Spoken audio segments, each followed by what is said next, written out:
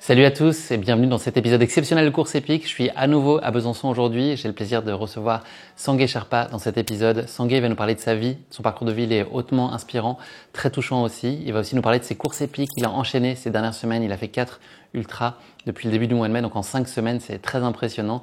Et il est coutumier du fait. Il va aussi nous raconter sa relation à Kélas, un de ses partenaires qui lui permet de vivre pleinement de sa passion. Donc plein de sujets. J'ai hâte d'aller échanger avec lui. Je vais aller l'accueillir. Je crois qu'il arrive dans les prochaines secondes.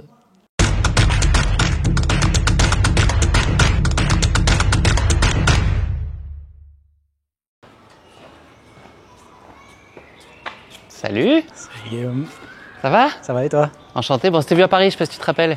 Oui. Et il y a 2-3 mois, je pense, on avait couru un peu au but de Chaumont. Oui, c'était sympa. Très sympa, belle sortie, l'occasion de se rencontrer. Je me rappelle ça. J'ai pris cet appart-là pour qu'on puisse échanger. Ok, parfait. C'est beau Besançon sous le soleil. Ouais, bah oui. Franchement. On n'a pas souvent, mais là, ces derniers temps-là, on a... L'été, c'est pas chaud, non? Non, pas trop chaud. Ok. On a la fraîcheur ici. J'étais venu la dernière fois, là, il pleuvait, etc. Mais c'était quand même déjà beau. Attends, hop. C'était déjà très beau. On y va? Allez, c'est parti. Allez, merci. À droite après.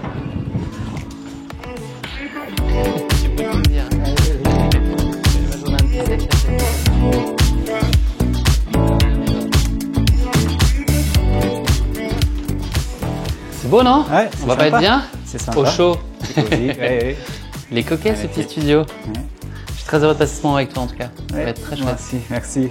Au revoir. T'installes? Sanguay, c'est la tradition, c'est comme ça.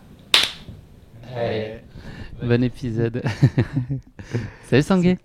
Salut Guillaume. Je suis ravi de te recevoir aujourd'hui dans ce nouvel épisode de Course Épique sur tes terres byzantines. Est-ce que tout va bien? Ça a été quoi le meilleur moment de ta journée jusqu'à maintenant là? On est début d'après-midi. Oui. Elle était bien cette matinée? Oui, très bien. Donc j'ai fait une bonne sommeil de cette nuit et puis bon réveil et puis j'avais pas prévu grand chose avant de venir ici, donc j'étais tranquille en fait. Donc Je te récupère en pleine forme. Voilà, Parfait. Génial. Sanguay, si tu veux bien, on va revenir aujourd'hui sur ton parcours de vie. Il y a beaucoup de choses à dire qui sont extrêmement passionnantes et aussi sur 4 récentes courses, 3 en Asie et une en Suisse que tu as enchaînées en 5 semaines, un calendrier sacrément épique, mais tu es assez coutumier du fait. On va parler également de ta relation avec ton partenaire Kélas. Merci à eux de soutenir cet épisode et puis de nous réunir aujourd'hui. C'est une grande chance. Et puis pour les auditeurs du podcast qui voudraient associer l'image à nos 12 voix, vous pouvez nous retrouver sur la chaîne YouTube de Course Épique. Cet épisode est aussi dispo en format vidéo. Voilà, vous savez tout. On est bon Sanguay, on fait le grand saut? Ok, c'est pareil avec moi? Ouais. Allez. Ça va être super. On enregistre cet épisode aujourd'hui le 17 juin. Et figure-toi que le 17 juin 1928, Amelia Earhart devenait la première femme à traverser l'Atlantique en solo. Toi, Sanguay, ce serait quoi l'aventure que tu aimerais le plus vivre qui ne soit pas en lien direct avec la course à pied? Une aventure d'ordre, on va dire, sportif, ce serait traverser l'Asie en montgolfière, conduire un traîneau à chien sur des centaines de kilomètres, atteindre le pôle sud en ski poulka. Est-ce que tu as des goûts d'aventure? C'est une notion qui est très présente, ça t'anime profondément, on aura l'occasion d'en reparler, mais est-ce qu'il y a une aventure qui n'a rien à voir avec la course à pied qu'un jour tu aimerais faire? C'est un peu à l'extrême, je pense, mais à part la course à pied, moi j'aime bien aussi faire du vélo. Okay. Mais j'ai déjà fait plusieurs jours de backpacking à vélo. Puis ça me rappelle des fois, en fait, si c'est possible, je ferai à vélo de l'Europe jusqu'à l'Everest, au pied de l'Everest, quoi. C'est bien ça. Mais ça reste une idée, mais voilà, donc c'est quelque part. Quelque part dans ta tête. Oui. Il y a des coins du monde que tu connais pas encore, que tu auras envie de découvrir, ou tu as un bon aperçu? Oui, le monde est tellement vaste, et puis du coup, il y a beaucoup d'endroits que j'aimerais bien découvrir, mais voilà.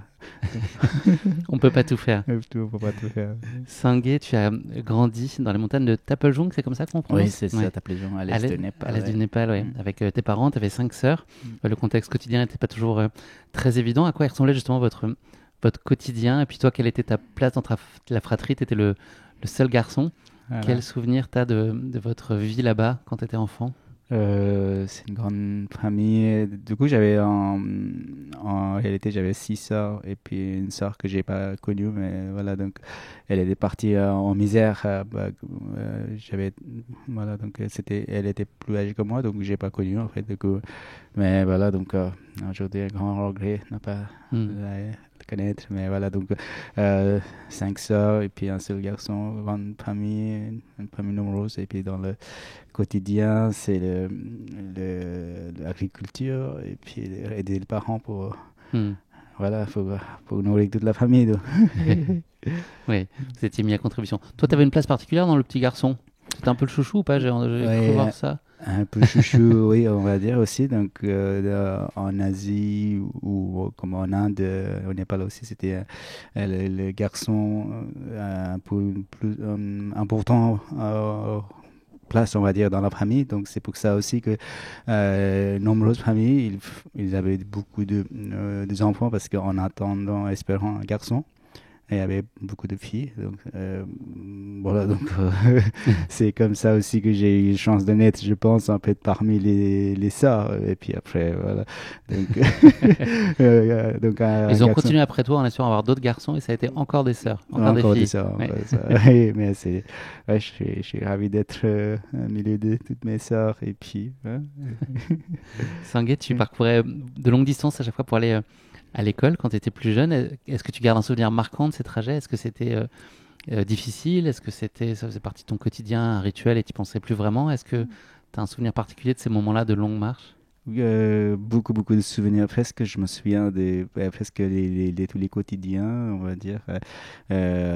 Avant d'aller à l'école, on devait aller chercher les nourritures pour les bétails, puis ou alors travailler dans les champs pour faire pousser les légumes, tout ça, toutes les nourritures, parce que toute la famille, faire nourrir la famille, il fallait travailler en fait. Et, du coup, le quotidien, c'est d'aller à l'école tous les jours, au moins 5 km d'aller, 5 km de retour, et puis dans toutes les conditions. À partir de quel âge? Moi, j'avais un peu de retard, on va dire, parce que j'ai mes sœurs et certaines sœurs qui n'ont pas connu l'école. Et puis, quand elles ont su après que l'école est importante, elles ont travaillé à la maison pour aider les parents. Et puis, c'est mes sœurs qui m'ont forcé d'aller à l'école. Et puis, quand j'étais T'aimais pas trop, mais tu te débrouillais bien, c'est ce que j'ai compris. Oui, j'aimais pas d'aller à l'école en fait. Et puis, il y avait un professeur qui passait tous les jours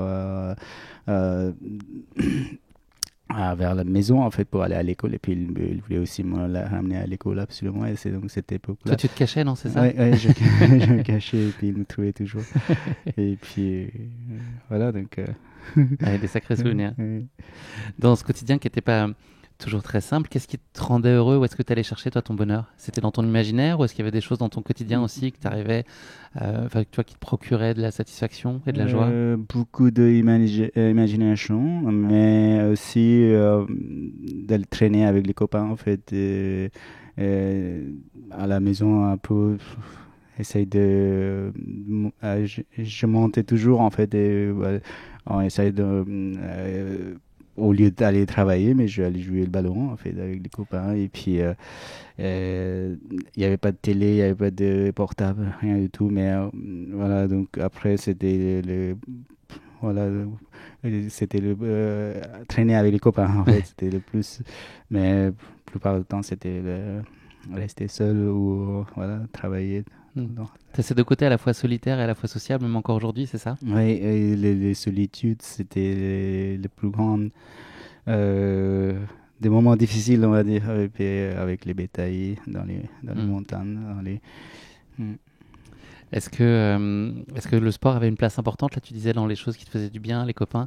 Est-ce que le sport était déjà présent ou c'était pas tellement pensé comme ça? Il se trouve que c'était parfois du foot ou parfois des choses comme ça, mais le sport, il n'y avait pas du tout de place. Un peu plus tard, on a connu le volley. Voilà, avec les copains, on jouait le volley et puis sinon, à part ça, il n'y avait pas d'autres sports, mais les quotidiens, les travaux physiques pour aider les familles. Tout ça, même aller à l'école, voilà, donc c'était une partie des sports. Je pense que dans les choses qui te caractérisent, il y avait déjà très jeune cette envie d'aller voir ailleurs, toujours d'aller chercher au-delà, de voir ce qu'on voit pas. Est-ce que c'était une façon un peu de sortir de ton quotidien ou c'était plutôt juste simplement de la curiosité, de la soif de découvrir le monde, de comprendre comment il fonctionne? Beaucoup de curiosité et aussi de la misère aussi à la maison, de manque de nourriture, on n'avait pas d'avis. Pour attendre un nouvel avis, il fallait attendre une fête une fois par an en fait. Et puis aussi pour avoir de bonne nourriture ou la viande, c'était attendre la fête ou le mariage. Euh, voilà, donc c'était la grande partie de misère. Et puis après, c'est beaucoup de curiosité. Seul truc qu'on avait accès dans les infos dans un peu extérieur, c'était de la radio en fait. Et puis voilà, donc quand on écoute la radio, on fait beaucoup d'imagination dans nous-mêmes, dans la tête en fait. Et puis voilà, donc un peu imaginer le monde meilleur ou le monde moderne. Et puis voilà, donc ça donne beaucoup de curiosité de découvrir d'autres choses. Est-ce que tu as toujours su que tu partirais? À partir du moment quand j'ai commencé à apprendre que le monde moderne existe et puis le monde un peu confortable qui existe ailleurs, oui, c'était toujours en fait. Moi, j'ai eu envie de découvrir un peu qu'est-ce qui se passe un peu l'autre côté de la colline ou l'autre côté de la montagne. Donc, et tu savais que tu construirais ta vie là-bas? Tu avais la conviction aussi, la confiance sur ça? Oui, j'étais sûr que je n'allais pas finir ma vie là où mes parents, en tout cas, je ne voulais pas continuer le quotidien de mes parents. Donc, oui, tu as fait en sorte de voilà. rendre ça possible. Oui. Donc, cette envie d'ailleurs, elle s'est concrétisée un peu plus tard. C'était, je crois, juste avant de commencer tes études, tu as rejoint Katmandou et puis tu as décidé de prendre le bus. Voilà. C'était un aller sans retour, en tout cas pas dans les mois ou les années qui étaient prévues, enfin qui allaient suivre. Voilà, donc j'avais la curiosité d'aller voir, et puis moi je suis allé aussi à pied pour découvrir une autre ville sans dire à mes parents en fait. Donc il y a des des choses que j'ai pris beaucoup de risques aussi d'aller vers l'inconnu en fait. Et puis entre-temps mes parents étaient en train de me chercher, alors moi j'ai fait quelque chose.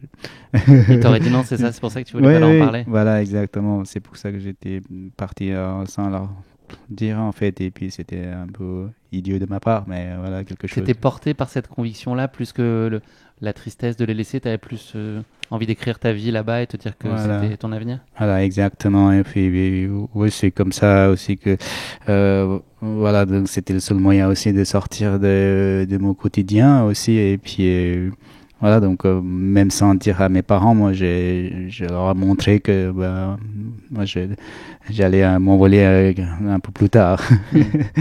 Ça a été difficile les débuts, je crois, à Katmandou. Tu as vécu dans des conditions pas très simples.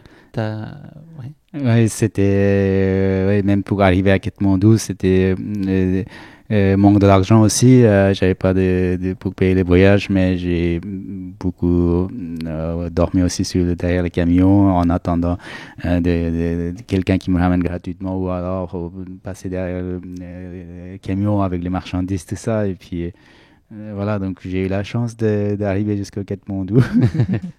Ça a été facile de trouver un premier boulot après, ou ça prend beaucoup de temps Non, même aujourd'hui, c'est difficile à trouver le boulot, mais c'était pour là, vraiment, j'avais pas travaillé, et puis voilà, donc j'ai travaillé juste pour aussi contre la nourriture, en fait, juste... voilà, oui, c'était pas un salaire, c'était vraiment payé en nourriture. Voilà, au début, et puis... voilà, c'était vraiment difficile. Tu as réussi à trouver un boulot de porteur. Est-ce que c'était vraiment le choix, toi, idéal de trouver quelque chose qui te rapproche un peu de la montagne, de la nature? C'est ça que tu voulais, ou un autre boulot aurait pu aussi te rendre heureux? Après, d'autres boulots, ça me rendait pas heureux. Et puis moi, j'ai travaillé un peu dans le transport aussi en tant qu'assistant pour charger les marchandises, tout ça. Mais c'est pas voilà, donc c'était juste pour contrôler la nourriture. Mais après, j'ai fait aussi la peinture un peu peinture religieuse dans le bouddhisme, et puis c'est lui qui avait vendu aux touristes en fait. Et puis voilà, j'ai dû apprendre pendant 2-3 ans peinture et puis voilà, juste il pouvait vendre ce que j'ai produisais et puis qu'il pouvait me payer la nourriture. Donc c'était T'aimais bien faire ouais. ça? J'aimais bien faire ça parce que à l'école aussi je dessinais pas mal quand j'étais petit et puis après c'était quelque chose que ouais, pas trop difficile on va dire comme travail hein. Mais voilà et puis après plus tard ouais, j'ai vu que ça m'a apporté pas grand chose du coup j'ai voulu partir dans la montagne en fait ça m'a manqué trop de montagne quand j'étais dans la ville.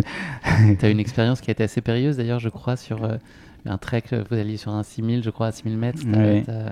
Tu as eu une grosse frayeur. Oui, c'est parmi les plusieurs aventures, mais la plupart du temps, je portais les affaires avec les touristes pour le camping. Et puis, voilà, beaucoup de nourriture à apporter. Donc, généralement, ça, à la fin de voyage, à la fin de trekking, ça diminue la nourriture. Mais voilà, il dit, au lieu de diminuer la charge, le guide, souvent, il diminuait le porteur. Donc, on devait porter tout le temps le même charge, voire plus. Mais voilà, dans les conditions difficiles, surtout quand on passe l'école.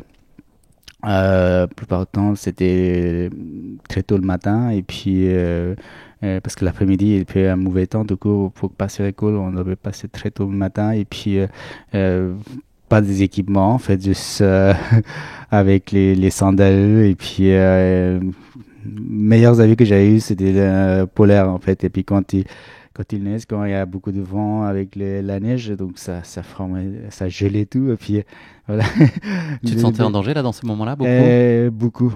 Et puis, oui, il y a certains moments, oui, et voilà, donc je voyais pas comment s'en sortir en fait le brouillard donc heureusement les météos tout ça s'est amélioré après et puis voilà donc c'est les conditions extrêmes qu'on devait passer mais après je me suis sorti bien et puis et voilà donc à un moment donné donc c'était plus tard quand on a fait quand on devait faire un sommet de 6000 et puis voilà, j'avais pas des équipements, les crampons, ni rien du tout, donc j'ai glissé donc, les affaires. Toutes les affaires de cuisine sont tombées. Ouais.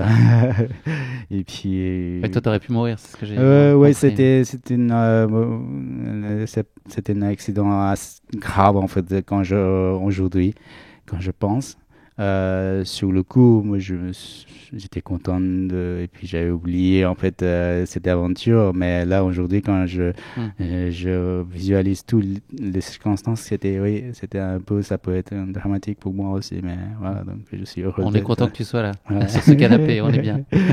Sanguet, c'est aussi le moment où tu as commencé à apprendre le français, je crois. L'idée, c'était de pouvoir aussi te différencier un peu peut-être des autres porteurs qui étaient anglophones. Toi, tu avais aussi envie de faire cette idée-là, de pouvoir te distinguer des autres. Oui, voilà. Donc après, les porteurs, métier de porteur, j'ai fait 4-5 ans. Et puis après, l'idée, c'était de passer un peu, apprendre aussi le métier de guide. Et puis, avant d'être guide, on devait être en tant qu'assistant guide. Assistant guide, c'était une période aussi très belle période pour moi parce que j'avais pas besoin de porter le matériel de touristes, mais juste mes affaires à prendre et puis rester avec les touristes.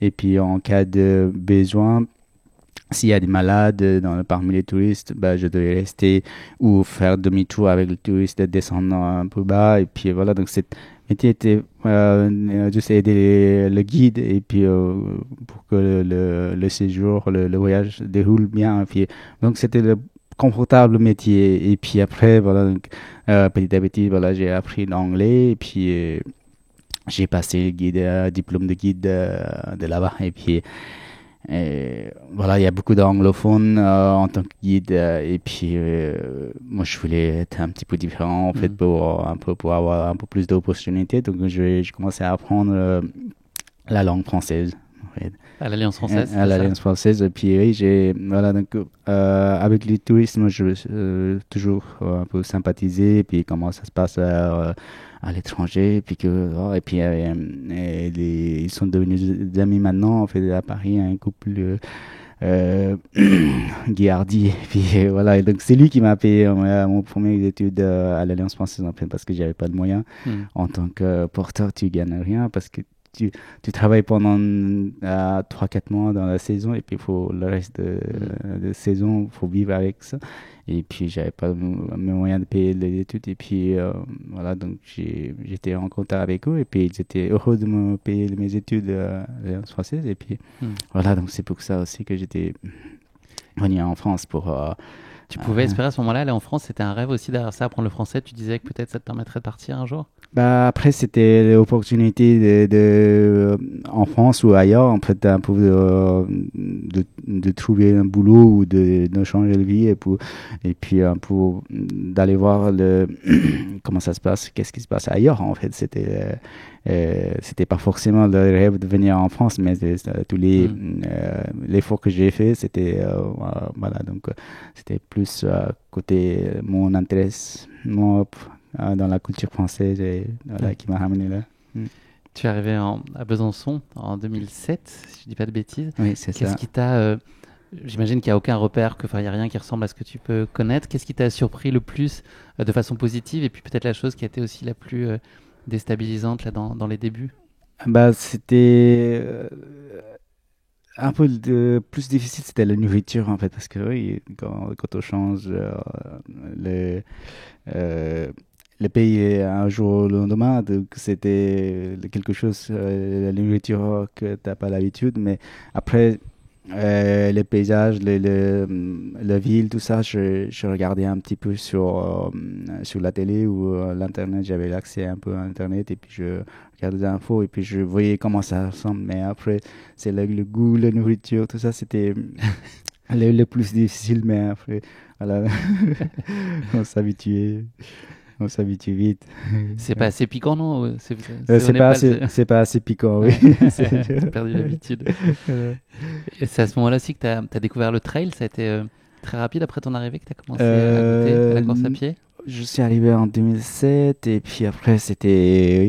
plus j'ai commencé à courir en 2009 par là en fait parce que je bougeais pas trop et puis voilà, donc j'ai commencé à prendre un peu le poids en fait, donc juste l'histoire de réduire mon poids en fait, je suis allé courir dans le bois et puis je rencontrais des mondes qui faisaient des trails en fait.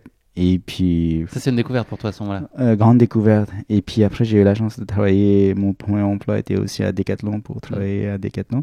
Du coup voilà, donc c'était parfait pour moi de commencer à s'intéresser dans le trail ou d'être dans le milieu nature. J'imagine que derrière ça il y avait le côté sportif qui te plaisait, mais aussi c'était l'occasion socialement de t'intégrer, de rencontrer des gens et tout ça, c'était aussi une façon de faire ta place? Oui, exactement. Et puis voilà, donc le trail running, c'est ça qui m'a apporté le plus grande facilité pour s'intégrer aussi dans la société française ou de développer mon capacité physique ou voilà, donc plein de choses. C'est grâce à trail que ça m'a rendu vraiment facile. En fait. Est-ce que tu as très vite formulé des envies de participer à des courses, des dossards, à partir du moment où tu as commencé à comprendre un peu comment ça marchait? Les gens qui étaient autour de toi, j'imagine qu'assez vite ils t'ont parlé de courses, de projets, etc. Ça t'a fait tout de suite envie?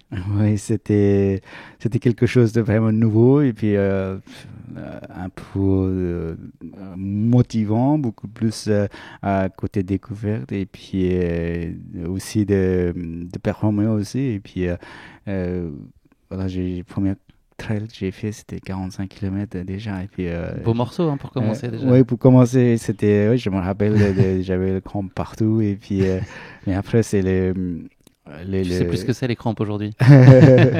Ça m'arrive aussi, mais c'est différemment. Mais j'ai eu le temps de digérer tout ça. À quel moment est-ce que tu as pris conscience de ton potentiel? Est-ce que toi-même tu l'as réalisé ou est-ce qu'il a fallu que des gens autour de toi te disent Sanguet, il y a quand même quelque chose, il faut que tu ailles plus loin si tu as envie? Oui, c'était beaucoup côté entourage, les copains qui m'inspiraient aussi et puis qui m'ont motivé. Et puis voilà, si tu t'entraînes bien, tu peux faire un grand truc dans le trail running et puis je me sentais aussi quelque chose que je peux être capable aussi et puis après, c'était le plus envie de découvrir que de performer. Et puis, c'est pour ça aussi, en fait, dès le début, j'ai commencé à courir, à chercher les trails dans la région. Il n'y avait pas beaucoup comme aujourd'hui, mais il y avait quand même pas mal de courses dans la région. Et puis, je faisais quasiment tous les week-ends ou tous les 2 week-ends des courses. Mais les petites distances entre 35-40 km, tout ça. Et puis, les copains me disaient, faut pas faire comme ça, tu vas blesser, tu vas te dégoûter. Mais Bon, tu les écoutes pas dans ces cas-là. Comme aujourd'hui, tu fais ce que tu veux. Oui, j'aime bien écouter aussi, mais le plus grand, ce qui me compte, c'est de ma satisfaction et puis de m'écouter moi-même quand ce que j'ai envie de faire, voilà. Oui, et puis en plus, on en parlera plus tard, mais tu connais très bien ton corps aussi, donc tu es très attentif, tu sais interpréter aussi si c'est vraiment la course de trop, tu sauras t'arrêter à temps, je pense. Oui, oui, je pense que je connais parfaitement mon corps. Et puis, et voilà, il y a des hauts et bas, et puis il y a aussi des blessures. Mais voilà, donc c'est plus quand tu as envie de faire quelque chose, mais même si ton corps il est un peu en difficulté. Je pense que le mental qui répare, qui fait suivre le corps aussi, je pense. Bien sûr. Et le tien, il est costaud, on le sait. Est-ce que tu as très vite identifié aussi que les longues distances, c'était quelque chose qui t'appelait, que tu avais envie de faire de plus en plus? Après, moi, j'ai démarré le trail, j'ai commencé un peu tard. Je dois être un peu plus 28-29 ans. Et puis, pour moi, c'était un peu tard aussi pour voilà, commencer et puis d'aller chercher les performances. Mais voilà, donc j'espérais pas avoir la vitesse ou quoi que ce soit, mais plus côté endurance, côté aventure qui me plaisait. Et puis je me voyais que pour longue distance, c'est quelque chose qui me correspondait. En fait, dès le début, je sentais et puis l'envie envie aussi. En fait.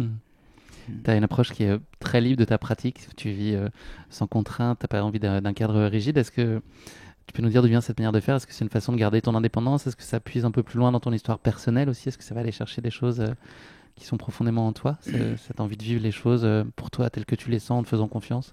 Oui, c'est aussi d'envie d'être un petit peu différent que les autres aussi, je pense. Moi, j'aime bien être un petit peu la différence. Et puis, voilà aussi que de faire mon propre expérience. Et puis, voilà, donc, quand on donne le moyen, donc je pense qu'on arrive, on réussit. Voilà, donc, sans grande préparation ou quoi que ce soit, et puis en suivant l'envie, tout ça, mais voilà, donc c'est ça qui me donnait envie aussi d'enchaîner, et puis sans faire vraiment le planning ou quoi que ce soit, les courses, mais voilà, donc c'est plutôt de feeling, en suivant le feeling. Je pense. Pour illustrer ça, il y a l'idée d'entraînement. En fait, c'est une notion qui n'existe pas vraiment pour toi. Toi, tu considères que finalement les courses en elles-mêmes, elles jouent très bien ce rôle-là. Est-ce que tu peux nous raconter un peu toi comment tu appréhendes la chose? Après l'entraînement, moi j'aime bien être dans la nature, mais pas pour s'entraîner ou de regarder le chrono. T'as pas de plan par exemple, tu peux pas te dire mercredi je fais ça, vendredi je fais ça. Non, et puis c'est quelque chose qui me fait pas plaisir non plus. Et puis après, moi j'aime bien être dans la nature et puis traîner. Comme je dis, je m'entraîne pas, mais je traîne dans la nature.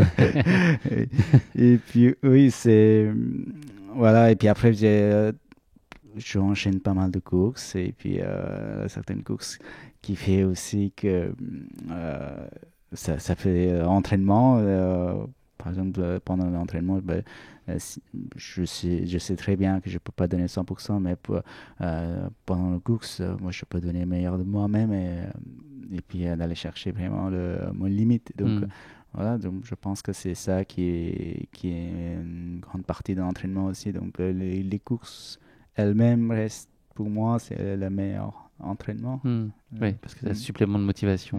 Oui, mais voilà, donc c'est un peu de risque de blessure aussi, mais s'il y a une blessure, ça peut arriver n'importe quand, pendant l'entraînement ou pendant la course, mais voilà, donc, mais je pense pas aux blessures. Donc, quelque chose qu'on ne voit pas pourquoi penser à la blessure. Mais voilà, donc ça peut être une prox aussi de aujourd'hui quand je regarde.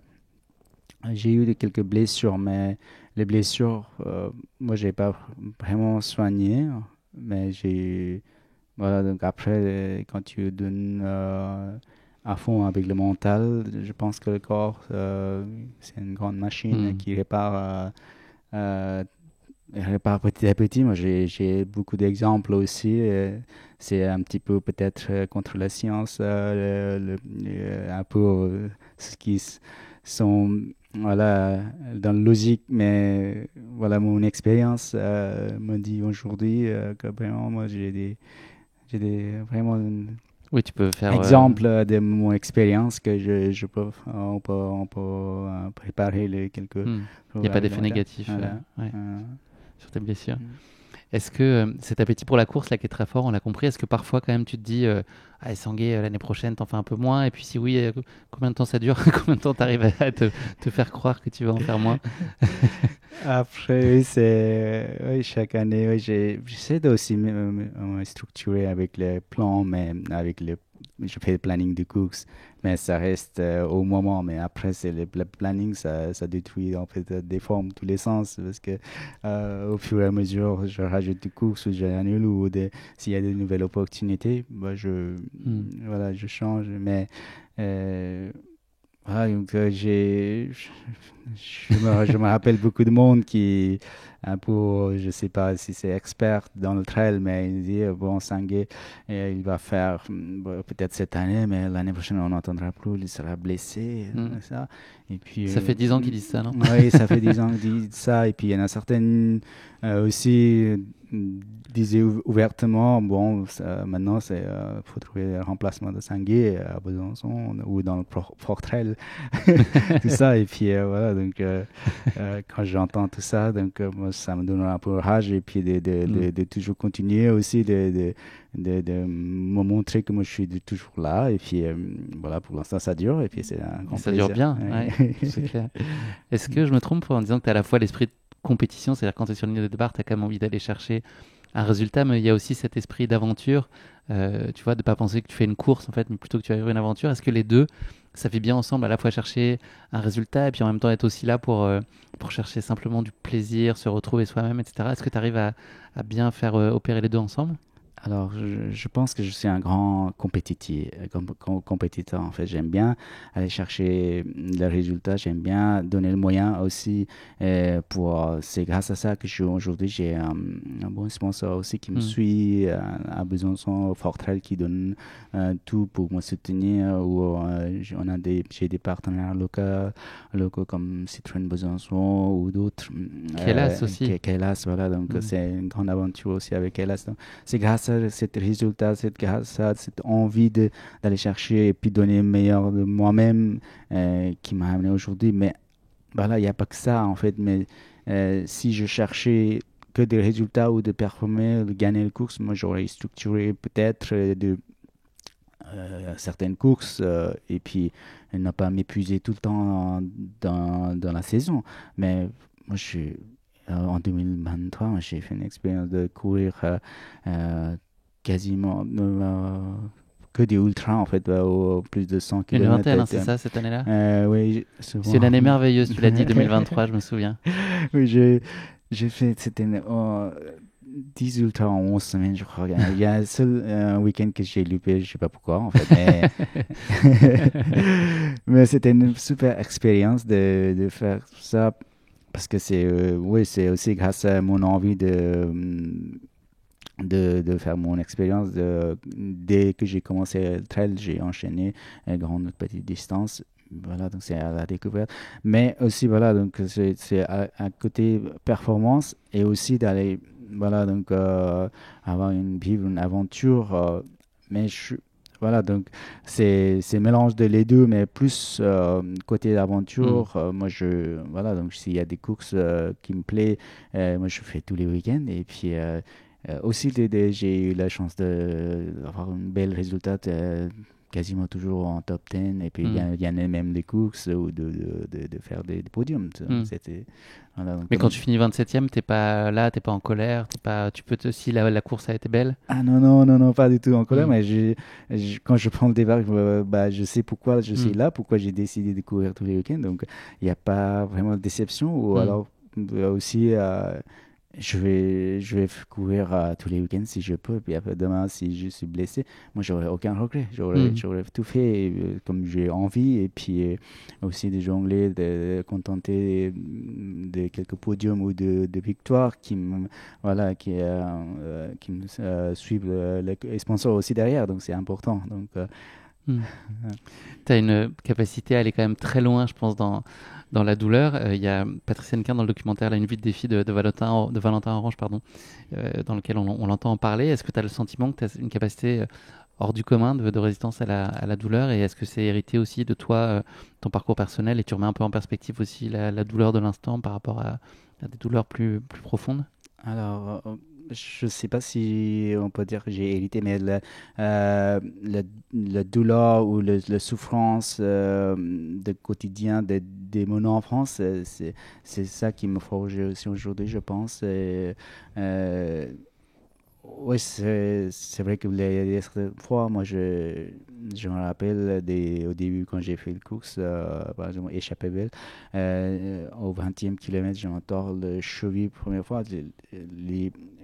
Je, parfois, sur le dessin, je peux même pas marcher, mais j'ai abandonné jamais. Et puis, j'ai pu terminer en troisième position le reste de 120 km avec les douleurs et tout ça. Et puis là, même maintenant, aujourd'hui, le corps, il est un peu forgé, mais beaucoup plus le mental. Mais certaines fois, on souffre vraiment j'ai eu, par exemple, en Thaïlande, quand j'ai fait 145 km Amazon Jungle Run, c'était vraiment...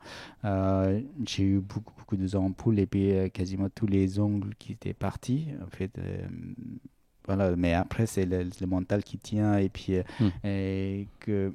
voilà, donc... d'aller chercher un peu meilleur des résultats en même temps, mais et puis aussi envie de terminer. Et puis voilà, donc aujourd'hui, mentalement, je pense que je suis vraiment... je me sens vraiment fort et puis la souffrance... comme j'ai dit, je disais certaines fois, la souffrance, c'est pas aujourd'hui quand je cours. Quand je cours aujourd'hui, c'est mon envie d'aller courir. C'est quelque chose que je veux. Donc, la souffrance, ça me fait pas peur. Mais voilà, donc quelque chose de douleur, c'est peut-être, voilà, donc l'enfance, quand on a vécu les quotidiens pour s'en sortir le quotidien contre la nature, je pense que c'était sans être obligation. Voilà, donc aujourd'hui... la souffrance, elle était là. Et ça, tu penses beaucoup quand tu cours, par exemple, quand tu repenses à ton passé, ou tu es vraiment beaucoup dans l'instant? Donc je pense que c'est le passé qui fait avancer aussi, et puis qu'on apprend beaucoup de choses. Et puis...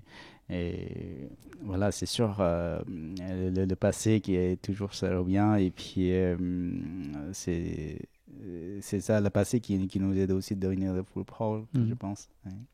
Tu l'as dit, tu as signé un nombre incroyable de victoires et de podiums. Il y a des courses qui te résistent un peu plus, comme l'UTMB par exemple. Est-ce que la flamme, elle est moins vive pour ces courses qui sont peut-être un peu plus exposées, un peu plus médiatiques? Est-ce que tu as une espèce de pression que tu gères différemment, que tu aimes moins? Oui, je pense aussi que beaucoup d'enchaînements je pénalise moi-même. Et puis, je sais ça, mais après, voilà, je me suis jamais préservé pour faire quelque chose de place à UTMB, mais vivre l'ambiance, l'aventure, voilà, qui est toujours là aussi. Je pense que je vais aussi, peut-être pourquoi pas l'année prochaine, il y a encore UTMB, mais j'ai fait déjà plusieurs fois. Mais voilà, c'est une aventure un petit peu différente, les pressions, beaucoup de médiatisation, et puis les sponsors aussi qui veulent que je fasse quelque chose, et puis ça donne ça crée une autre atmosphère, et puis voilà, donc quand il y a de pression ou d'obligation, tout ça, donc ça me réussit pas vraiment aussi non plus. Pas pour l'instant. On a compris, donc ton calendrier de course, il est très rempli. Est-ce que tu considères qu'aujourd'hui, tu as trouvé l'équilibre avec Laurence et les enfants? Est-ce qu'il y a encore des ajustements au quotidien parfois, ou est-ce que maintenant c'est votre mode de fonctionnement et puis chacun trouve bien sa place? Alors, La vraie réponse. question un peu difficile, oui, mais oui, bah, on est sûr que moi j'avais besoin de ça, et puis je vous dis un peu le chemin aussi on a fait un peu le choix de vivre de cette passion. Par exemple, moi j'ai choisi plus cette passion, mais après moi j'ai donné aussi pour la famille, pour les enfants aussi, mais voilà, c'est côté mon envie de toujours continuer un peu plus qui m'a voilà aussi je pense que c'est ça qui m'a ramené aussi aujourd'hui d'être dans le trail running. On arrive à la fin de cette première partie, Sanguet, c'est vraiment très chouette. Je voulais juste savoir, quand tu reviens sur tes terres natales, qu'est-ce que tu ressens? Et je crois qu'il y a aussi peut-être le regard que les gens portaient sur toi quand tu es parti a bien changé. Je pense qu'il y avait une forme d'incompréhension aussi sur maintenant ta pratique de la course à pied qui s'est intensifiée, qui te permet de faire plein de choses aujourd'hui, de redonner aussi. Voilà, comment est-ce que tu vis, toi, ces moments quand tu retournes chez toi, à tes origines? Alors, dans le village, c'était comme un pour l'autre, parce que c'est une petite village, tout le monde se connaît, et puis tout le monde a besoin de l'autre. Et puis, voilà, un grand moment, quand j'avais quitté le village, bah, pour eux, ils, m'ont- ils nous a donné dans notre famille quand on a besoin de quelque chose, mais après, pour le rendre, quand il y avait besoin pour les autres, comme j'étais pas là, et puis pour eux pour moi c'est clairement pour eux c'est moi je suis un traître, parce que j'ai quitté le village, et puis j'ai abandonné le village, en fait la famille, c'est sûr, c'était mon choix, mais après voilà, donc c'était vraiment mal vu, et puis j'étais absent aussi toute l'année quand j'étais à Katmandou, et puis après je suis parti à l'étranger, donc j'avais pas le moyen de retourner chaque année, mais voilà, j'étais mal vu. Mais après, maintenant, ça fait dizaine d'années que je me donne moi-même pour récolter les dons, et puis grâce à la solidarité ici dans le trail running, j'ai déjà ramené plusieurs projets dans le village. Une école notamment L'école, sur les anciennes terres. oui, on a construit une belle école, et puis chaque année on aide aussi d'autres écoles avec les fournitures scolaires ou d'autres travaux communs dans le village. Et puis l'année dernière, octobre, on a inauguré un dispensaire.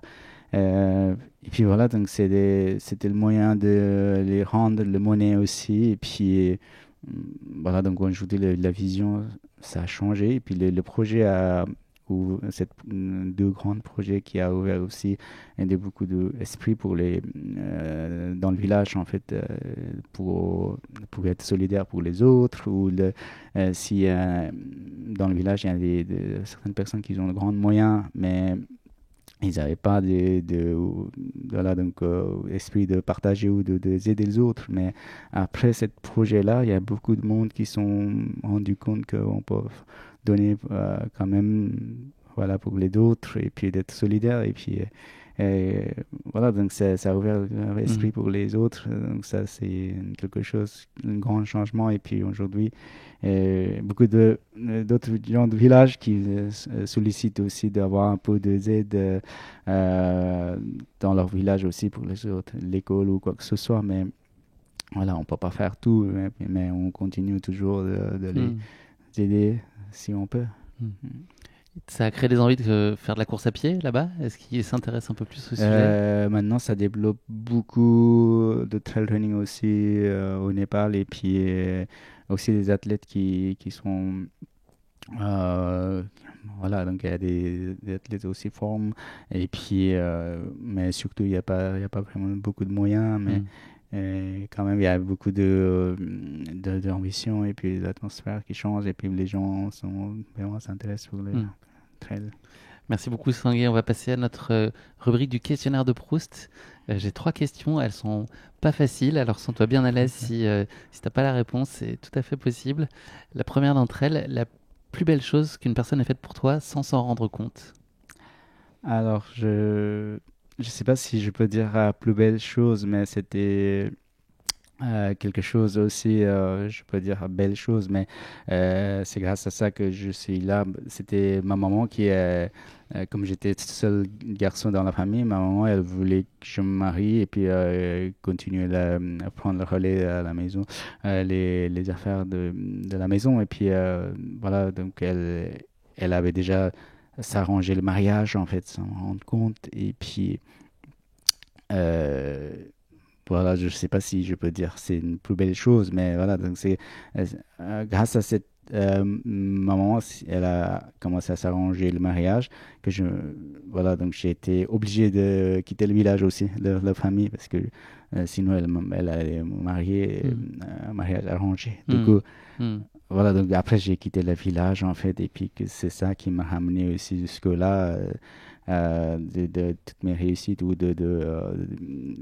d'envie de regarder le monde extérieur, c'est ça qui m'a ouvert aussi.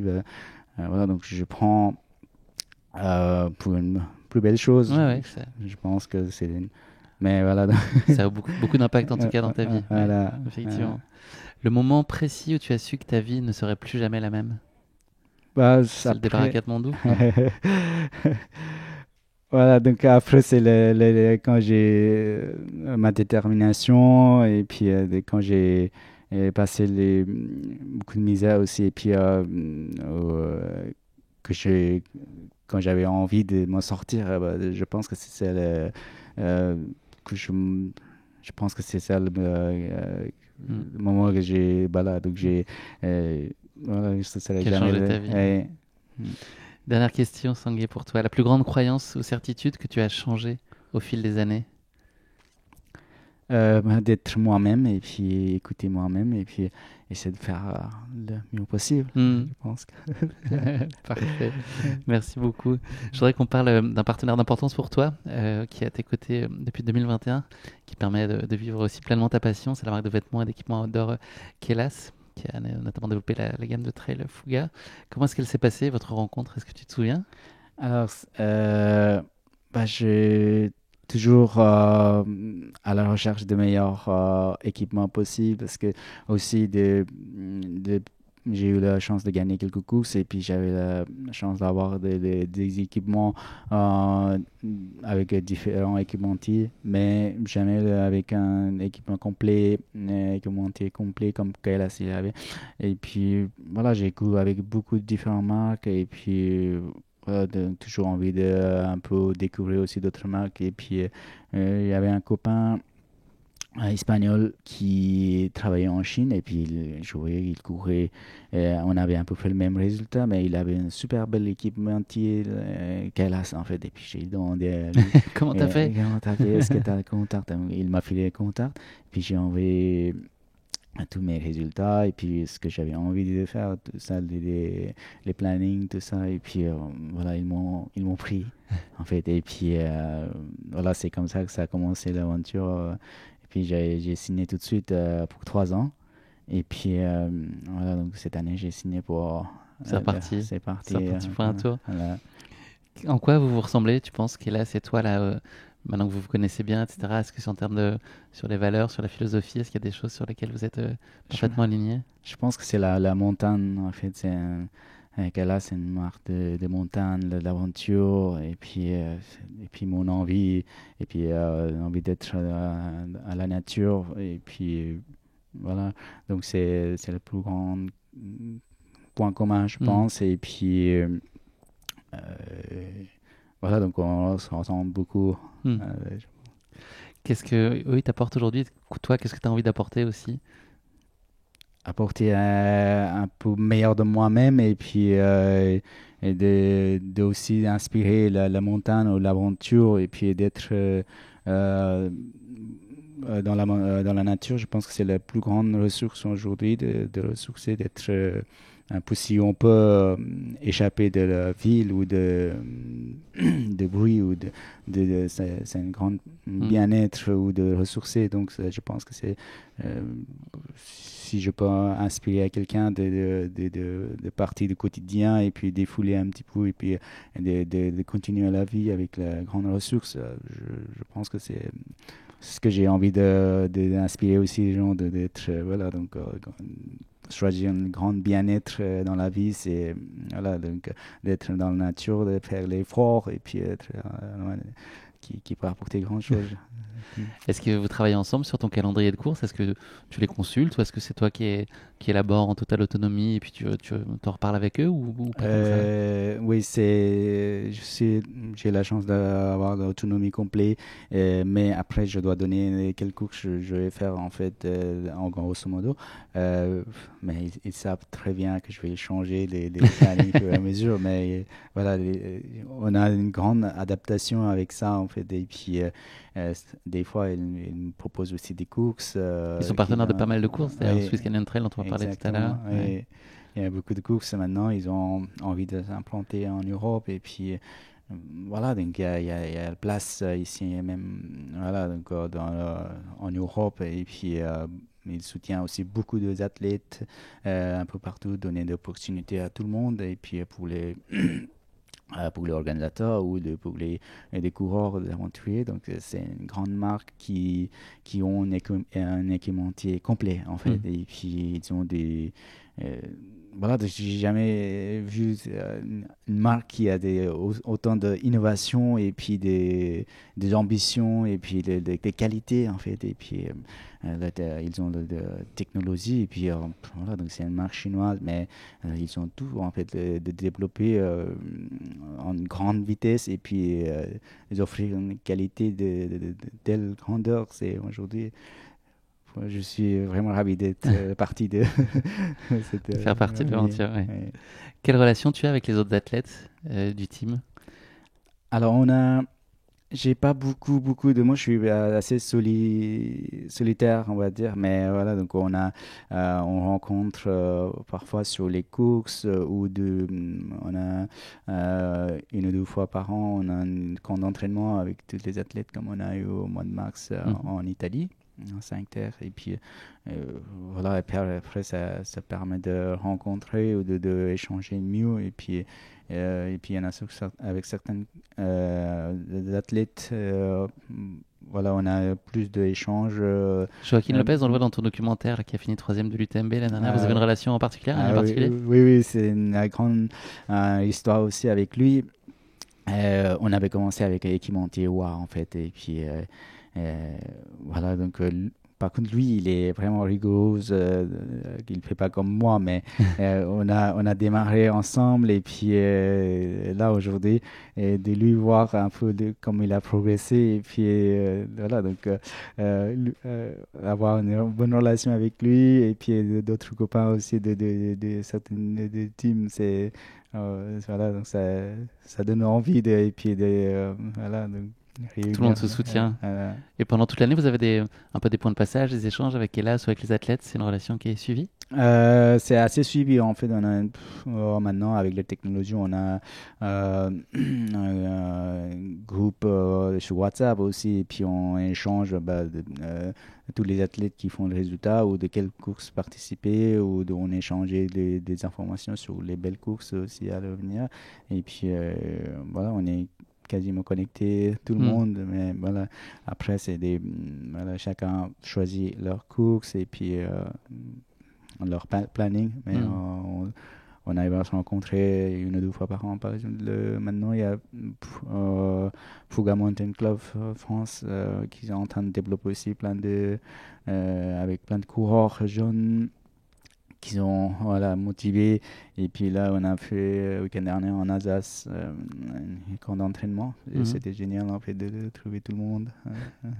Est-ce que tu es consulté sur le développement des produits? On te demande ton avis, tu fais un certain nombre de retours? Oui, chaque fois, quand ils nous envoient des chaussures de test en fait, pour le tester, et puis on a donné des ressentis, et puis aussi quand on est en Chine, j'ai eu de visiter le KLAS, l'office de là-bas, la production, tout ça, l'équipe de production.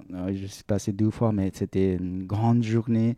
Il revient avec plein de produits qu'on a courus et puis on doit donner tous nos ressentis, surtout le problème, en fait, qu'est-ce qui va pas, en fait. Donc, pour innover, ça, pour participer à ça, je trouve génial en fait.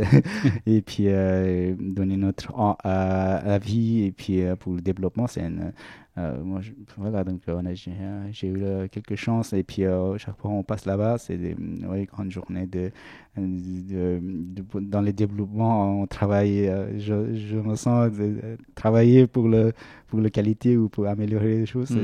C'est quelque chose que j'avais jamais fait et puis oui, je donne, je suis ravi. Est-ce que tu es du genre à tester dans ton usage un peu plus courant chaque nouveau modèle, ou tu vas plutôt garder ta chaussure, tes équipements que tu aimes bien, tes classiques, ou est-ce que tu aimes bien aussi toi-même innover dans les produits que tu utilises? Alors, pour côté innovation, pas trop, mais voilà, donc donner des avis.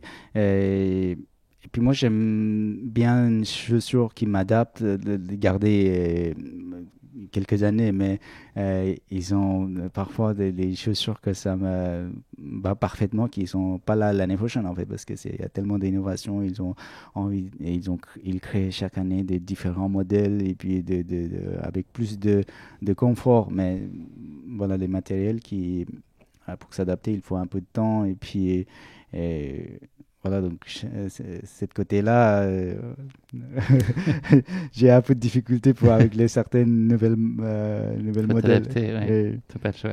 Si tu devais emmener un produit sur une course, alors d'en amener qu'un, lequel tu choisirais? C'est quoi ton grand classique indispensable? En équipement? Ouais. Moi, je n'ai pas vraiment d'équipement, mais je porte le drapeau népalais, en fait, chaque fois. Et puis, j'ai envie de montrer l'arrivée, parce que c'est mon cœur. Même si j'habite moi au Népal maintenant, mais c'est mon cœur. Mais voilà, donc après, chaque course, moi, je porte un drapeau quelque part, mais un drapeau de Népal quelque part. Il n'y a pas de drapeau de la ville de Besançon, non? Non, pas encore. Mais avant, j'avais quelques la marque de Besançon que je portais. Mais Et dans les produits Ekelas, dans les chaussures, peut-être, est-ce que tu as un modèle, ton indispensable, incontournable? Le modèle le plus adapté pour mon pied, pour mon morphologie de pied, c'est les Fuga DU. Fuga Downhill et Uphill s'appelle les pieds, c'est un peu plus de largeur devant, parfait pour mon pied en fait. Et puis il y a plus de stabilité. Et puis il y a aussi un nouvel modèle qui est génial, c'est 330 en fait. Ils ont développé voilà, avec un look vraiment attractif et puis les accroches vraiment confortables. C'est un hommage au Thor, c'est ça, le 330? Ouais, voilà, exactement. Franco Collet, qui est aussi un partenaire de team. Exactement. Ouais. Merci beaucoup, Sanguet, pour ces explications sur la relation avec Kelas. On va passer à la question qui pique. Alors là, c'est une petite rubrique un petit pas de côté, un peu déconne. Alors on va parler un peu plus tard dans tes courses épiques de ta récente Swiss Canyon Trail. Je t'ai concocté plutôt un petit vrai-faux sur les canyons. Ok. Donc je vais avoir 3 affirmations pour toi. Tu me dis si tu penses qu'elles sont vraies ou fausses. Ça n'a aucune importance d'avoir la bonne réponse. Voilà, sachant que personne ne sait. Donc pas de pression. Première question pour toi. Le Grand Canyon est le canyon le plus profond du monde. Est-ce que c'est vrai ou pas? Non, je pense pas. Bonne réponse. Le plus profond, c'est le Yarlung Tsangpo au Tibet. 5500 mètres de profondeur. D'accord. Bravo, 1 sur 1. Je savais pas. Tu peux faire semblant là, tu peux bluffer, tu as le droit de dire, mais bien sûr, je sais. Deuxième question pour toi, le mot canyon vient du mot espagnol canyon. Alors j'ai fait allemand première langue, donc je suis pas très doué là-dessus. Qui signifie tuyau ou gorge. Est-ce que c'est vrai ou pas, tu penses? Canyon. Ouais, je pense pas. C'est vrai. Ouais, il a été adapté en anglais américain au 19e siècle. Mais ça vient d'Espagne. D'accord, j'aurais cru plutôt anglais. En fait. Ouais, ça a été anglicisé, exactement. Okay. Dernière question, si tu vas faire la différence, Sanguet, je suis sûr, tu vas faire 2 sur 3. On trouve des canyons sur d'autres planètes que sur la Terre? Bien sûr. Bah oui, bien sûr. Ouais. Tout fort. Le plus grand canyon du système solaire est le Valles Marineris sur Mars. Il fait 4000 km. D'accord. C'est pas mal. Ah, ça, je savais. Oui, j'imagine. C'est toi qui l'as dessiné d'ailleurs, je crois. C'est toi qui as fait le plan et puis ils ont été le construire sur Mars. Bravo. Tu as fait presque 20 sur 20. Je suis très fier de toi, Sanguet. Tu t'en es très bien sorti. On va parler maintenant de tes récentes courses épiques. Donc là, il y en a eu. L'avantage, c'est qu'il y en a plein en pas beaucoup de temps. Donc on va faire un petit focus plus particulier sur tout ce qui s'est passé pour toi depuis le mois de mai. Donc il y a eu 3 expériences en Asie. Il y a eu la Thaïlande, l'Indonésie et l'Everest. Et puis il y a eu une course qui a été assez épique en Suisse là au mois de juin. Vous avez été très gâté par les conditions, mais bon, je suis pas sûr que ça te pose beaucoup de problèmes. Et en l'occurrence, ça s'est très bien passé pour toi. Avant de plonger là-dedans, est-ce que je serais curieux d'avoir ton regard sur les différences de culture peut-être entre l'Asie et l'Europe sur la pratique du trail? Est-ce qu'il y a beaucoup de différences? Et puis est-ce qu'au sein même de l'Asie, est-ce que ça se pratique pas du tout de la même façon au Népal enfin en tout cas c'est pas la représentation dans la culture est pas la même en Chine, en Thaïlande, voilà, au Népal? Est-ce que c'est très différent? Avec aujourd'hui, ça développe un peu partout, le trail running comme au Népal aussi. On a un grand terrain de jeu, ça développe un peu, et puis il y a beaucoup de coureurs aussi, des jeunes qui arrivent.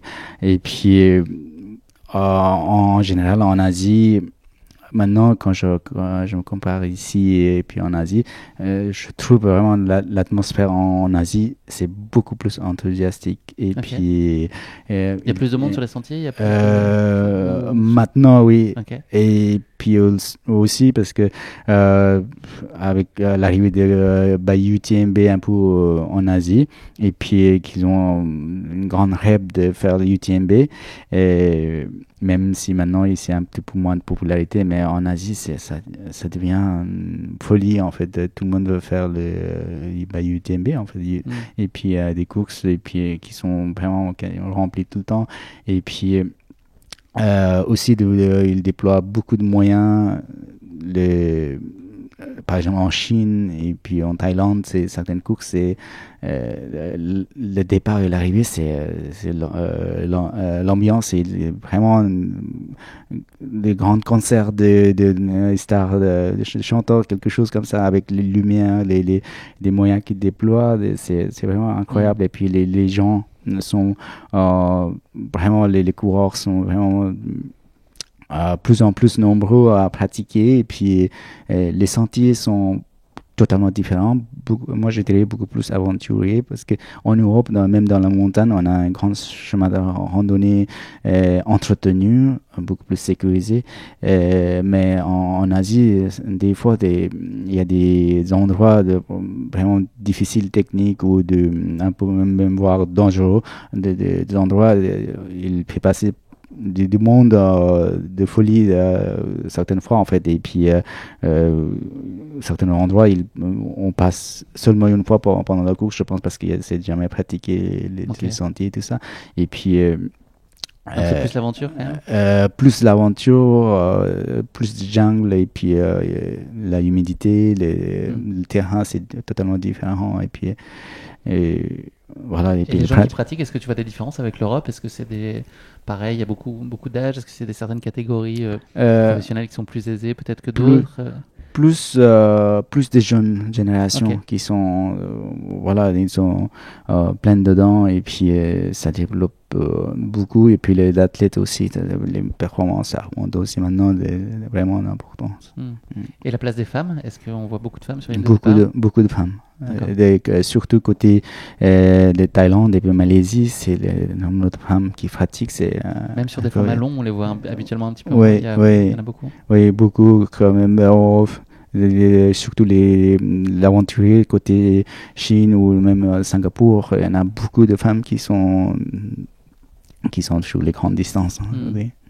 Est-ce que toi tu te sens influencé par la culture asiatique et à la fois européenne là, dans ta pratique? Maintenant, je ne sais pas si c'est influencé, mais comme en étant de Népal, et puis j'ai toujours envie de aussi découvrir côté sud, Asie du Sud, tout ça. Et puis voilà, maintenant.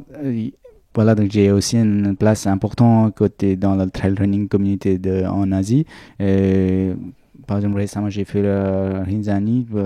J'ai les plus grands followers qui me suivent de mes aventures, c'est les Indonésiens maintenant qui sont devenus vraiment une grande communauté qui me suit. Et puis en Thaïlande, autant apprécié côté Vietnam aussi. Donc voilà, donc c'est plus moi qui est plus influencé dans le trail running et puis voilà donc l'ambition d'aller découvrir d'autres sentiers qui m'a Est-ce qu'il y a des pratiques que tu vois en Asie que tu trouverais intéressantes de voir en Europe ou à l'inverse? Comment est-ce que ça pourrait se nourrir l'un l'autre? Le niveau pratique, oui. Des choses que tu trouves bien là-bas et tu te dis pourquoi c'est bizarre, ici on le fait pas.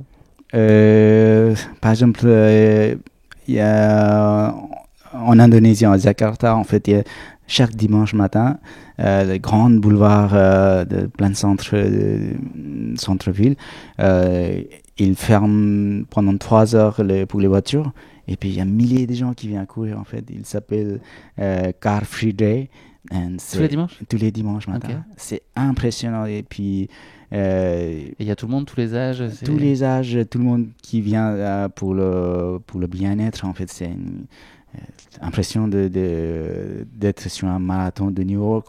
Ça, en fait. Mais c'est tous les dimanches matin. Et puis, ils font un aller-retour. Et puis, c'est quelque chose que j'ai jamais vu. Et puis moi, je pense que dans les grandes villes ici aussi, ça peut être un grand exemple de voilà, donc motiver, donner une envie de pratique des sports et puis pour le bien-être, pour la santé. Quand tu seras candidat à la mairie de Besançon, ça pourrait être dans ton programme, tu vois. Pourquoi pas, les dimanches matins sportifs. Voilà, pourquoi pas, c'est donner voilà, donc faut que ça sortir de chez soi, en fait, de sortir des écrans, un peu, surtout pour les jeunes générations ou même pour les personnes âgées qui peut être vraiment un grand moyen d'être en forme, surtout de bien être dans la tête et puis voilà. Tanguy, on va plonger sur tes 4 dernières courses. Donc là, on rembobine, on est le 2 mai. On est à Betong en Thaïlande pour l'Amazon Jungle, tu nous en as parlé tout à l'heure. Une course de l'UTMB, est-ce que tu avais prévu d'y aller depuis longtemps? Et puis surtout, quel souvenir tu regardais? C'est une course sur laquelle tu étais déjà allé, je crois. Est-ce que c'est sur celle-là que tu as rencontré Valentin Orange? Oui, c'est celle-là, il y a 2 ans. C'est ça, exactement. Exactement. Et puis, oui, voilà, donc c'est une course. J'avais fait une UTMB, une autre course avec le même organisateur, mais à Chiang Mai. Mais c'est Amazon Jungle by UTMB, c'est vers la frontière avec la Malaisie. En fait, c'est vraiment un jungle. J'ai jamais vu aussi belle jungle. En fait, ça ressemble à Amazon, à la jungle d'Amazonie. En fait, c'est pour ça qu'ils ont donné un petit déformement Amazon. Mais c'est les grands arbres qu'on voit un peu dans les forêts d'Amazonie et que donc j'ai jamais vécu cette aventure côté Amazonie, mais voilà, donc j'ai vécu là. Et puis la première édition, j'ai eu la chance de gagner et puis voilà, donc il y a une grande communauté qui m'a suivi et puis l'accueil et puis apprécié par les organisateurs aussi. Et puis c'est ça, grâce à ça que je suis donc j'ai la chance de retourner chaque année. Et puis deuxième en 2024. Voilà. Et puis cette année aussi j'ai fait deuxième. Et puis voilà, une bonne place malgré l'enchaînement tout ça, mais aussi de voir tous les communautés de trail running ou même à Betong, c'est une ville que voilà, donc j'apprécie beaucoup culturellement aussi découvrir. Et puis dans chaque ruelle que je passe, les commerçants aussi, j'ai jamais fait autant de photos de selfies en fait. Et quand je passe là-bas, c'est des espèces de voilà, donc ça me permet de donner un peu d'autres ambitions, d'autres moments de passer en fait, pas que le trail running, mais aussi des culturellement. Donc voilà, depuis là, chaque année, j'y retourne. En fait. J'en ai pas parlé, mais c'est une question que je voudrais te poser. Là, quand je vois dans le classement, donc il y a Gediminas Grinius qui a fini devant toi cette année. Est-ce que tu vois aussi de plus en plus d'élites, on va dire occidentaux, aller aussi sur ces courses en Asie? Oui, beaucoup.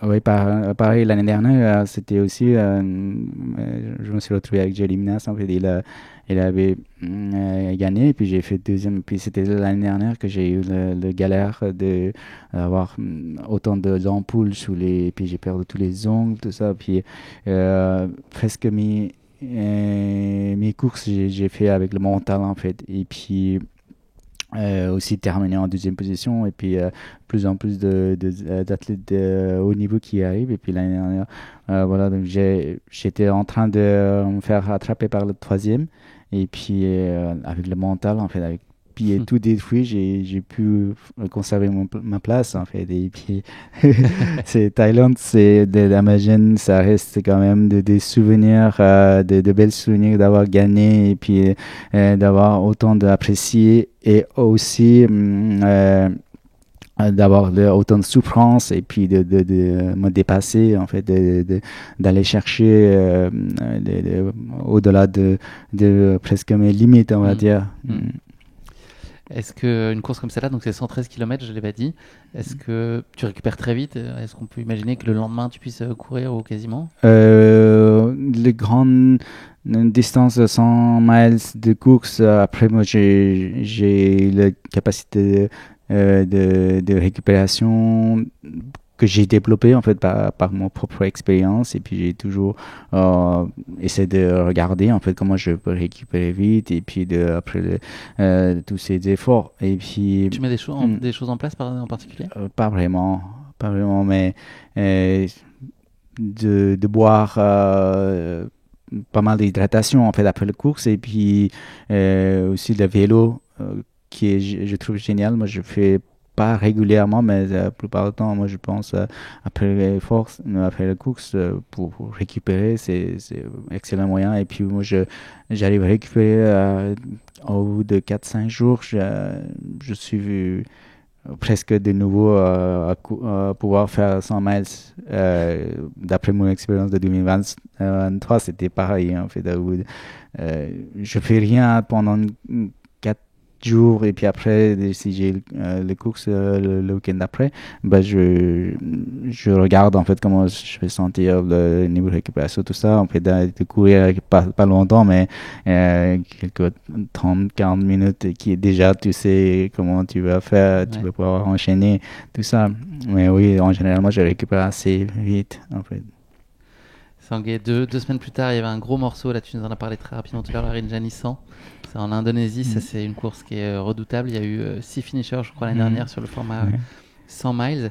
Qu'est-ce qui la rend difficile? C'est le terrain, c'est le climat, il y a d'autres choses? Il y a tout en fait. Je pense que j'ai couru tellement de courses un peu partout, mais pour moi c'est les plus belles courses et aussi plus difficile et technique cette course. En 2023, j'avais terminé en 40 heures et quelques, j'avais gagné. Et puis, deuxième personne, c'était une Chinoise qui avait gagné aussi en féminin. Et on n'était que deux de pouvoir finir dans le barrière horaire. Et puis, alors que cette année-là, on a eu super belles conditions, mais c'est une course... on commence à niveau de la mer et puis on monte presque 4000 mètres le sommet de Rinjani et puis c'est un terrain volcanique et puis énormément de montées et descentes vraiment techniques. Quand il pleut, ça devient vraiment glissade en fait, ce qu'il y a eu cette année. Du coup, cette année, ils ont augmenté aussi le temps de course barrière horaire. Et puis, il y a une quinzaine de finishers. Mais l'année dernière, oui, c'était pareil. Ils ont eu 6 finishers, je crois. Et puis, ça augmente plus de élites. Cette année, il y avait beaucoup de Japonais qui étaient vraiment compétitifs, en fait. Et puis, voilà. C'était 59 au départ. Oui. Voilà. Et puis, voilà, c'est une course vraiment presque à la limite extrême. Mais voilà, donc c'est grâce à le porte dénivelé sur 162 km, il y a presque 14 000 de dénivelé. positives Même et toi, tu trouves négatives. ça difficile ou avec ton expérience, tu arrives à accepter assez facilement? Parce que c'est une épreuve, quand tu sais que tu vas sur celle-là, tu te dis, ok, là, je suis vraiment dans un registre très complexe. C'est une course vraiment difficile en fait, mais surtout quand il pleut, c'est vraiment extrême. Beaucoup ça rend vraiment technique. Il y a beaucoup de racines et puis aussi de montées descentes interminables qui a rendu vraiment difficile cette année. Et puis j'ai terminé aussi, j'ai eu la chance de gagner aussi cette année, mais j'ai mis 1 heure de plus que l'année il y a 2 ans. Ouais. Donc pour un 100 miles, c'est ici en Europe, j'arrive à terminer entre 26 30 heures, ou ça dépend de si partie roulante comme Swiss Canyon Trail, j'ai fait en 22 heures. Mais de mettre 40 heures pour un 170 km, c'est... Ça en dit long sur la difficulté de la course. Sangay, ensuite, direction l'Everest. Le Tenzing Hillary Everest, c'est la course de trail la plus haute du monde. C'est la version de 70 km qui démarre du camp de base de l'Everest à 5364 mètres et qui descend à travers la spectaculaire vallée du Khumbu, c'est ça? Oui. Elle rend hommage à la première ascension réussie de l'Everest, je crois que c'est son principe.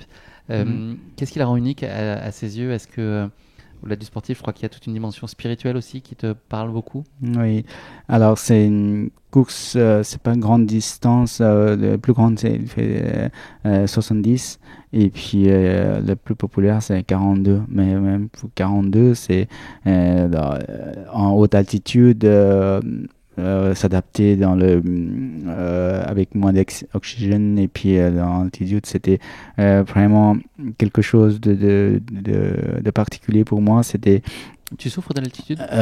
Beaucoup. Quand j'étais porteur, je souffrais moins, mais je pense que maintenant j'ai perdu l'habitude.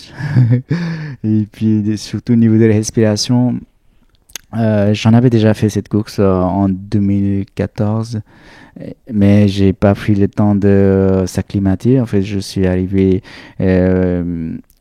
depuis Katmandou, j'ai pris l'avion, atterri à 2800 mètres. Et puis après, en 2 jours, je suis arrivé au camp base de l'Everest, en fait, au point de départ de la course. Et puis c'est là, j'ai souffert tout, en fait, des niveaux respiration, ou le mot de tête, ou le fatigue, tout ça. Mais voilà, j'ai pu terminer la course. Mais cette année, j'ai pris le temps de s'acclimater. En fait, après Hinzani, j'ai eu une dizaine de jours pour s'acclimater. Mais niveau respiration, c'était quelque chose vraiment J'ai échangé avec un alpiniste hier, la Vadim Douel, qui m'expliquait que lui, il a commencé à faire un œdème pulmonaire, et plus il descendait, en fait, c'était très notable qu'en descendant même de quelques dizaines ou centaines de mètres, tout de suite, il sentait que ça allait mieux. Est-ce que tu as ce même bénéfice quand même sur la course? Est-ce que plus tu descends, plus quand même tu vois tout de suite que ton corps va mieux? Ça prend du temps. J'ai trouvé que ça prend du temps, parce que même en descendant en effort, moi je pouvais pas, je récupérais pas en fait des niveaux de souffle, mais j'ai souffert un peu jusqu'au dernier moment. Physiquement j'étais bien, mais niveau souffle c'était vraiment quelque chose. Mais après cette course c'est vraiment particulier, c'est aussi de spirituel, de voir quelques montagnes sacrées, et puis tout au long des sentiers, il y a des moulins à prière ou des drapeaux de prière, et puis les grandes rochers qui sont gravées, les mantras tibétains, tout ça. Et puis voilà, c'est quelque chose que de mon enfance, mes parents, qui est dans la croyance de cette spiritualité, c'était quelque chose de particulier pour moi d'y retourner, et puis d'être voilà, donc même dans la difficulté de tous les efforts, mais voilà, donc ça donne envie de retourner encore. Il y a beaucoup de coureurs népalais, quasiment que ça? Il y a beaucoup de coureurs qui sont sur le 42, et puis très peu sur le 70, mais plus en plus. Et puis tous les coureurs qui font le résultat, c'est des coureurs locaux en fait, qui sont adaptés dans les conditions extrêmes ou de haute altitude. Donc ils sont vraiment intouchables. Et puis Sangay, j'ai une question pour toi. Qu'est-ce que tu as fait le week-end d'après? Une autre course. Alors, j'ai fini la course, et puis je suis descendu un peu en plaine, et puis voilà, donc j'ai tout de suite, je devais rentrer ici en Europe. Et puis, en arrivant, j'ai fait la Swiss Canyon Trail. Là où j'étais. J'ai 3 questions pour toi sur les canyons, si tu veux. Ouais. Du vrai faux. Donc, un retour en Europe. Tu étais content de revenir là après cette longue parenthèse? Oui, c'est voilà. Donc moi, j'aime bien un peu le changement de rythme dans la quotidien, mais côté Népal, voilà, donc c'était la vie un peu cool, on va dire. D'être chez moi et puis voilà, donc parfois côté montagne tous les jours dans la montagne, mais là ici c'était un autre objectif en fait, une course partenaire avec Kailas aussi, et puis j'avais envie de faire quelque chose de bon résultat, et puis même là ils ont ouvert un 100 miles que tu n'étais pas censé faire au départ, un 7, tu étais sur le format un peu plus court, et là il y a une nouvelle format, tu t'es pas posé la question 2 secondes. Oui, c'était une course, ça peut être une course mythique, hein. En fait, après c'est une grande édition de plusieurs années, donc c'est la 30e édition, donc l'organisateur ils ont décidé de faire une course en fait c'est juste pour cette année, un 100 miles, et puis moi j'avais déjà fait les 111 km que je connais parfaitement le parcours, et puis voilà, donc cette année je me suis dit voilà, donc c'est une nouveauté, c'est pour moi. Oui, et puis donc, comme c'était que cette année, c'était aussi l'occasion. Oui, donc l'organisateur il nous disait il faut que tu viennes, c'est que cette année, et puis là, à notre édition on ne sait pas sera quand, donc c'est quelque chose de vraiment original. Et t'as dit non, évidemment, t'as dit je vais pas venir, ça m'intéresse pas du tout. Non. Les conditions, elles s'annonçaient compliquées. Est-ce que toi, quand tu sais que les conditions vont pas être très faciles, est-ce que ça te contrarie, ou au contraire, ça n'a pas tellement d'influence, tu dis que tu vas les embrasser, c'est un défi de plus finalement? Ouais, c'est un défi de plus quand il y a les météos, ça rend un peu plus de challenge, c'est plus de souffrance, plus de fun, on va dire, mais tu pourrais préférer parfois qu'il y ait ces conditions-là? Vraiment, en fait, j'ai plusieurs années d'expérience, ça me réussit plus en fait quand il y a des conditions un peu extrêmes, pas côté chaud en fait, chaleur, moi je souffre un peu plus, mais côté pluie ou le côté froid, mais j'ai beaucoup d'expérience que ça me réussit plus en fait quand le terrain devient un peu plus technique, glissade, tout ça, et puis le Swiss Canyon était vraiment parfait en fait, presque dès le départ on a eu la pluie quasiment tout le temps en fait, et puis c'est des portes pluie, et puis grâce à cette pluie, les Swiss Canyon étaient vraiment, il y a certains endroits, le canyon était vraiment magnifique avec plein d'eau, et puis d'être un peu dans le grand pro. Moi j'ai vraiment régalé de cette course. Et on te voit sur des vidéos au milieu de la course, t'es en train de sourire alors que les conditions sont quand même pas jolies. T'as l'air bien. Oui, et puis certains endroits on voyait pas des indications, surtout dans la nuit, on fait beaucoup de brouillard sur les parties sommitales, sur les crêtes, beaucoup de vent, la pluie, c'était sans arrêt, et puis même ça m'a rendu un peu plus facile en fait, avec moi j'ai les conditions, moi j'ai adoré, mais j'avais prévu de changer de chaussures, mais j'étais bien dedans en fait, et puis j'ai même pas changé de chaussettes, et puis juste à continuer, mais c'est une course assez roulante quand même malgré tout ça, et puis il fallait courir tout le temps, et puis il y avait des quand même assez compétitives. Il y a eu un beau duel avec Anthony Pipitten là, jusqu'à 20-30 km de la fin. Oui, lui, moi j'ai cru que j'avais jamais vu voir en fait dès le début. Il était fort sur la partie plat, et puis je l'ai rattrapé sur la première montée, puis après on a fait un petit parti ensemble, et puis lui est parti fort, et puis lui il était à certains moments, et à certains ravitaillements il était plus de 17-18 minutes d'avance sur moi, et puis je me suis dit pour moi c'est fini de faire un bon résultat au classement quoi que ce soit, et puis j'ai continué mon rythme, et puis après dans la nuit j'ai pu le rejoindre, et puis voilà, j'ai pris grande partie en 3e, 4e position, et puis après voilà, donc j'ai rejoint Anthony, et puis on a couru un long moment ensemble, et puis sur la dernière partie il avait un peu de difficulté, et puis voilà, mais j'ai fait une vraiment très belle course, et puis voilà, c'est grâce à Anthony que j'ai pu garder aussi le rythme, essayer de le suivre en fait au début et puis de faire un bon chrono. Sinon, j'aurais forcément un peu ralenti. Et puis, il t'a poussé dans tes retranchements. Voilà, exactement. Et puis, voilà, on a fait une très très belle course. Il y a beaucoup d'abandons, plus de 50%. Ça a été quand même une hécatombe. Et Toi, t'es arrivé visiblement assez frais, de ce que j'ai compris. j'étais bien, en fait, et puis niveau mentalement aussi. Je pense que c'est peut-être d'être une semaine avant dans la haute altitude et puis d'arriver là. Moi, j'étais mon corps, je pense, quelque chose qui a développé, en fait, des capacités, je pense. Et puis physiquement, j'ai vraiment une condition parfaite. Et puis, les conditions étaient au-devant. On était que deux personnes. Du coup, le niveau terrain, c'était pas glissade en fait, mais je peux imaginer à quel point c'était glissade derrière pour les autres. Mais pour nous, pour moi, j'ai trouvé que c'était parfaite condition parce que quand il y a beaucoup de l'eau, ça glisse moins en fait. Et puis mais après pour les d'autres, c'est dommage, mais il y a eu beaucoup d'abandon. Je pense que c'est normal dans ces conditions-là avoir autant d'abandon aussi. Qu'est-ce que tu as ressenti là, une victoire, c'est forcément différent. Voilà, donc surtout pour moi, ça me donnait une confiance aussi parce que je reviens aussi un petit peu blessure de genou que l'année dernière j'ai souffert tellement et puis là j'ai senti en train de partir et puis aussi, c'est une première course ici en Europe avec le partenariat avec Kailas et puis m'offrir une victoire, voilà. C'est vraiment... Tout le monde, ça rend tout le monde heureux, c'est chouette. Sanguet, t'as pas fait de course depuis, là, ça fait 9 jours, 10 jours, ça va?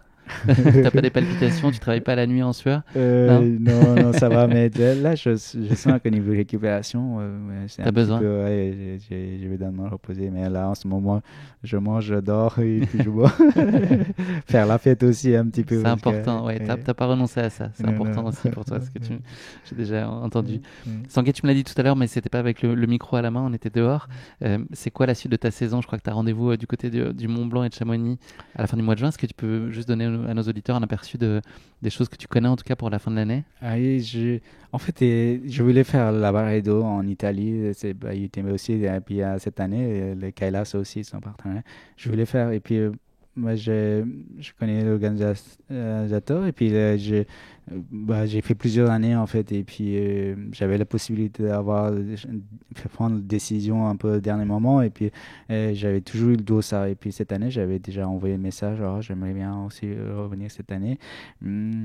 Et puis l'organisateur, ils ont un peu zappé mon message en fait parmi d'autres messages qu'ils ont eu. Du coup, j'étais pas inscrit, je me suis persuadé. Puis j'ai contacté, puis la directrice elle a essayé de m'inscrire en fait, mais c'était un petit peu tard parce qu'avec tous les systèmes de UTMB, elle n'arrivait pas à m'inscrire en fait. Mais elle voulait que je revienne aussi. Et puis moi, j'avais envie de revenir aussi. Du coup, finalement, j'ai pas pu avoir accès au dossard. Du coup, pourtant, tu avais 1723 Running Stone. J'avais tellement... Mais voilà, donc après, comme voilà, encore avec mon point ITRA, j'arrive à récupérer, j'ai la chance d'avoir dossard un peu aussi au dernier moment et puis prendre une décision au dernier moment. Donc je suis ravi de profiter de cette chance-là. Et puis j'ai contacté l'organisation de Marathon du Mont Blanc. Et puis voilà, il m'a dit ok, c'est un peu tard, mais on va trouver un dossard. Donc tu seras sur le 90. Oui, j'attends la confirmation, mais ils ont dit ok, donc j'espère pouvoir courir. Et puis après, je vais courir peut-être côté suisse aussi, comme j'ai dit. Je choisis un petit peu au dernier moment, profitant d'avoir cette chance d'avoir un dossard grâce à tous les efforts, et puis accumuler quelques points extra qui me donnent accès à avoir de dossard, et puis aussi apprécié par pas mal d'organisateurs aussi. C'est une chance pour moi, et puis j'en suis ravi. Et, tu le mérites. Merci. Et puis après, cette année, il y a pas mal d'aventures de grande distance que j'aime bien franchir. Jusqu'à maintenant, j'ai fait la plus grande distance, j'ai fait 400 km Crossing Switzerland 2 fois, et puis l'année dernière j'ai fait un ultra gobi en Chine, et puis cette année j'ai retourné aussi, mais j'ai envie de franchir un peu cette 400 barre de 400 km, et puis je serai là je viens de recevoir un message, je suis inscrit Swiss Peak à 700 km. Allez. Donc c'est une grande aventure, et puis derrière après il y a d'autres idées qui reviennent aussi, un peu l'idée à la folie, mais voilà, donc c'est moi. Est-ce qu'il y en a une que tu n'as pas faite encore qui te fait vraiment rêver? Pas forcément pour cette année, mais un peu plus tard, une que quand tu dis celle-là, faut vraiment que je la fasse une fois dans ma vie. J'ai pas un rêve de faire comme tout le monde côté États-Unis, hard rock ou de western. Pour moi, toutes les cooks sont hard rock ou de western. Donc toutes les cooks qui ont de particularités, et puis qu'ils ont aussi authentiques. Voilà, donc comme je disais, un peu qui m'ont fait rêver, c'est des plus grandes distances comme un Transpyrénéen qui fait 900 km. On ne sait pas. Ouais.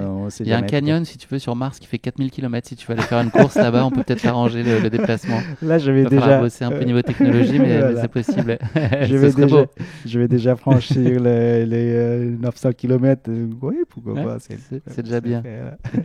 Sangué, on arrive à la dernière question de cet épisode. C'est pas le mot de la fin, c'est le motto de la fin. Est-ce que tu aurais une devise de ta création, une devise existante qui pourrait permettre d'illustrer ta philosophie de vie, ton rapport à ta pratique, enfin voilà, quelque chose qui serait une phrase forte pour toi? La phrase que j'ai, voilà, je sais pas comment j'ai appris, mais sans m'en rendre compte, quelque part, demain ça n'existe pas, et profitons aujourd'hui. Donc, voilà, donc j'en profite tout ce que je peux, et puis tout ce que je peux donner, et puis voilà, c'est très beau mantra. Eh ben, on a bien profité en tout cas aujourd'hui. Merci beaucoup Sangué, c'était un très chouette moment. J'ai pas vu le temps passer, là ça fait à peu près 1h30 qu'on est ensemble. J'ai l'impression que ça fait 10 minutes. Merci d'avoir partagé à cœur ouvert à la fois ton parcours de vie qui est hyper touchant et qui est hyper inspirant, et puis tes courses récentes, elles ont été épiques, et tes coutumiers du fait, il y en a beaucoup tout au long de ton parcours, il y en aura plein d'autres, et sois sûr qu'on va les suivre avec beaucoup d'attention et beaucoup d'affection. Je voulais te remercier pour ce très beau moment. Merci aussi Pierre-Antoine de filmer tout ça aujourd'hui, c'est chouette, ça fait des beaux souvenirs, et puis merci à Kélas aussi d'avoir permis une si belle rencontre. On va profiter du soleil de Besançon là. Exactement, oui. Ouais. Merci à toi d'être venu à Besançon, et puis oui, pour moi c'est une grande expérience, et puis ravi de partager mon moment avec toi et puis avec vous. J'espère que j'ai pas dit trop de conneries. C'était passionnant, c'était parfait. Et puis voilà, comme tu dis, j'ai pas vu passer le temps, et puis moi j'étais un petit peu stressé au début parce que devant la caméra, au micro, c'est totalement différent, mais là j'étais. Tu t'en es sorti comme un chef. C'était génial. Merci infiniment. Sangué. Merci beaucoup. C'était trop bien. Merci.